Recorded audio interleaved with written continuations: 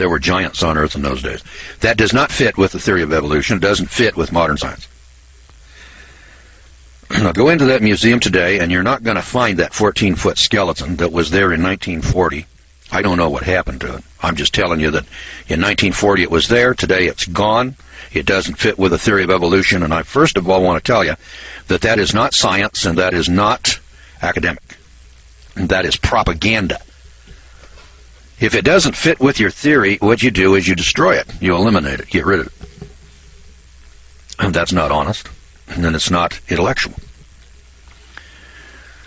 So when I hear stories like that, I say to myself, well, why would archaeology, why would science, why would people in museums want to deliberately destroy the evidence?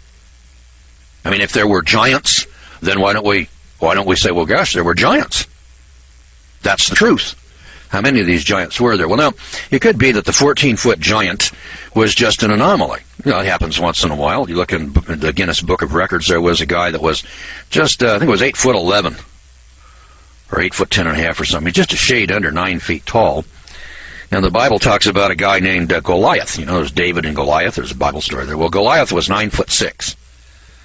And compared to the giants described in the Bible, Goliath was a midget. You know, 9 feet is pretty tall when you're comparing it to a 6-foot man, but 14 feet. And there was the story of a guy named King Og, and his bedstead was 14 feet.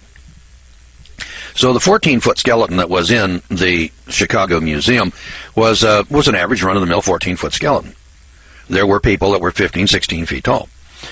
And I suppose there were people that were 9, 10, 11, 12 feet tall. But they're all big. They're big guys. Now, are there any other skeletons beside that one in the Museum of Natural History in Chicago? And the answer is yes, by the hundreds. They've been discovered all over the world. And Dead Men Secrets identifies the locations of those finds. And I didn't know that before. So I had heard of the Great Pyramid. I had heard of the Nazca monuments out here in the desert where they get spiders and monkeys, you know, that are miles across, 6, 8 miles across. And big buildings with building blocks that weigh 50 tons down in Peru and Ecuador. And cities that are built on cliffs and on top of mountains, you know. And those are just, you know, one here and one there and one. It makes you think, well, my God, were there people out here in ancient times smarter than we are today, more technologically advanced? Did they have ships that could go across the oceans?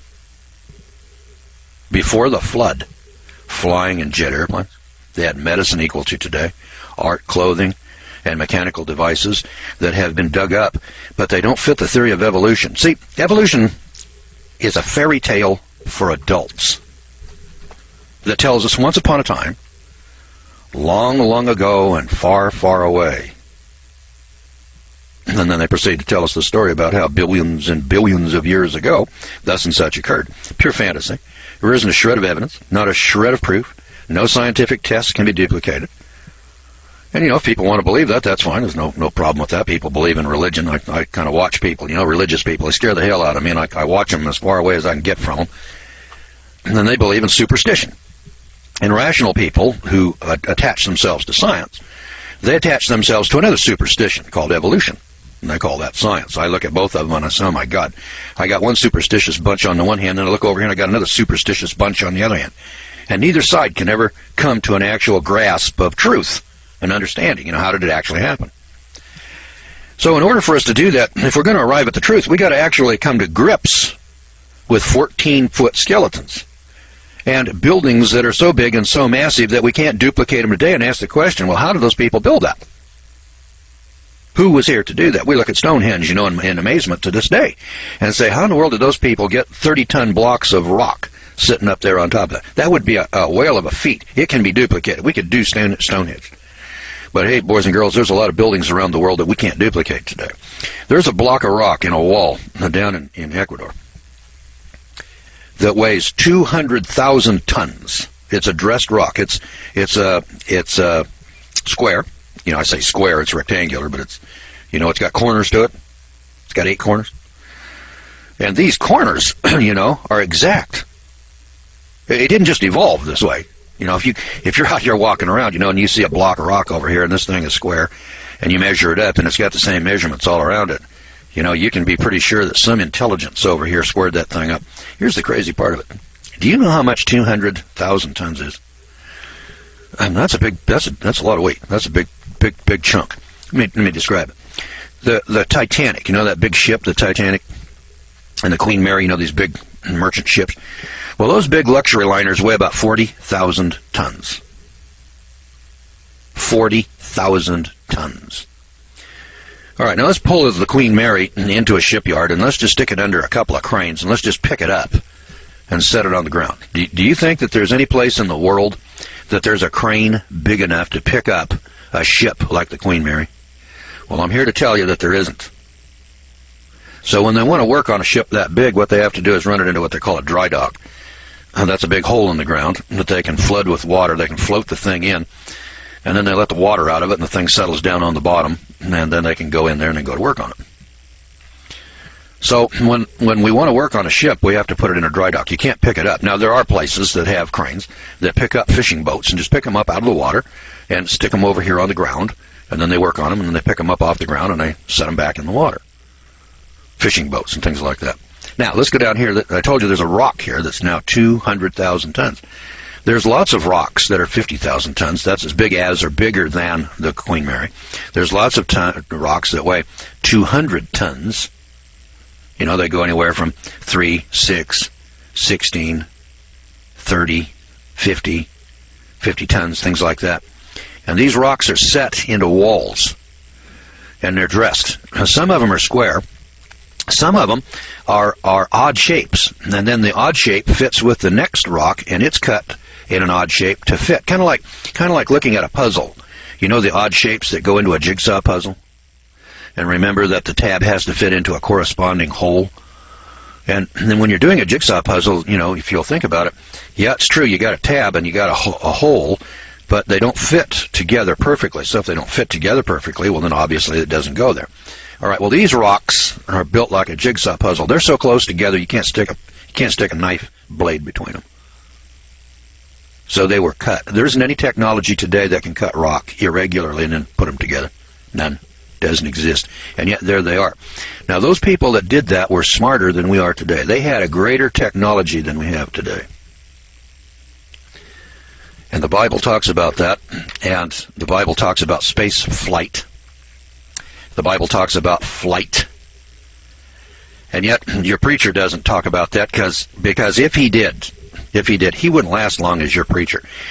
Because he subscribes to evolutionary philosophy, and he doesn't tell you everything that's in the Bible. And unless you read it for yourself, you wouldn't know that. And most religious people don't read the Bible. They haven't got a clue. So atheists and agnostics and evolutionists, they don't read the Bible because they don't want to.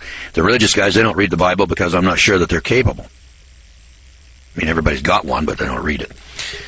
And if they read it, they don't believe what it says. I mean, time and time again, you know, you take a look at people's actions, you know, in life. People don't practice Exodus chapter 12. Jesus asked the question. He said, well, why do you people call me Lord, Lord, and do not the things which I say? That's because they've got a different God. They've got a different religion. They've got a different program over here that they follow. They don't follow the Scripture. Well, anyway, Jonathan Gray over here writes a book called Dead Men's Secrets. And I want to tell you a little story here, pertinently. William Prescott, the great archaeologist, reminds us that a nation may pass away and leave only the memory of its existence, but the stories of science that it has gathered up will endure forever. You see, folklore is a fossil of history. It preserves history in the guise of colorful tales. Far from being a collection of fables, it is a recital of actual past events, even though from generation to generation some facts have become distorted or forgotten. Professor I.A. Efremov of the Soviet Union cautions that historians must pay more respect to ancient traditions and folklore, and he accuses Western science of snobbishness in rejecting the tales of the common people. We must face it, legends are usually based on hardcore fact. Take the legend of Troy, for instance. No scholar ever took the Iliad or the Odyssey of Homer as history. But Schliemann, putting faith in it, discovered the mythical city of Troy. The Iliad spoke of a cup decorated with doves, which Odysseus used. In a shaft, Schliemann found the 3,600-year-old cup. Herodias told a fabulous story of a distant country where griffins guarded a golden treasure. This land Altai, or Kim Shan, has now been found, together with ancient gold mines and decorations from a high culture, prominently display the griffin. This vague myth is now seen to be a fact. Mexican Indian legends spoke of a sacred well of sacrifice into which maidens and jewelry were hurled.